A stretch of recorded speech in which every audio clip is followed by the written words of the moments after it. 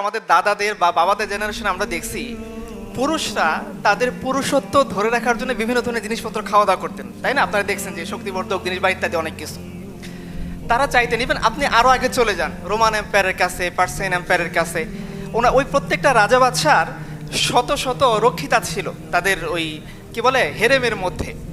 তো তারা তার চেষ্টা করতো তাদের পুরুষত্ব যাতে লং টার্ম সময় ধরে থাকে, এই জন্য তারা বিভিন্ন ধরনের হেকিম কবিরাজ দিয়ে বিভিন্ন ধরনের নানা ধরনের দ্রব্যাদি উদ্ভাবন করতো এবং খাইতো।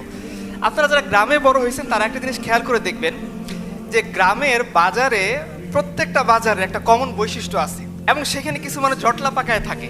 সেটা কি জানেন তো?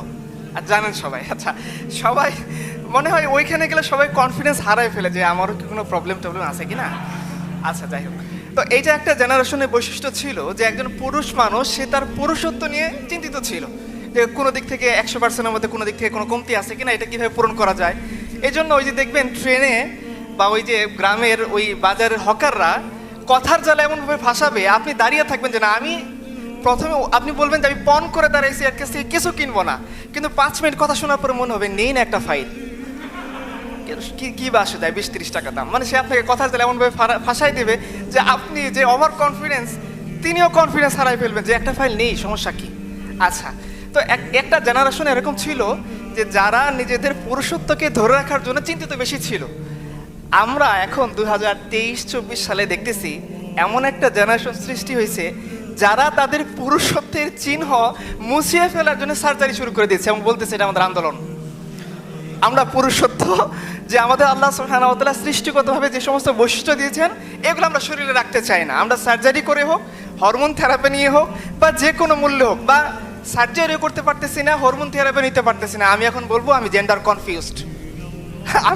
আমি নিজেই জানি না যে আদতে আমি পুরুষ না নারী, যদিও আমার দেহে পুরুষের সমস্ত অঙ্গ প্রত্যঙ্গ পুরুষের হরমোন আছে, বাট আমি নিজেকে পরিচয় দিচ্ছি কি আমি কনফিউজড।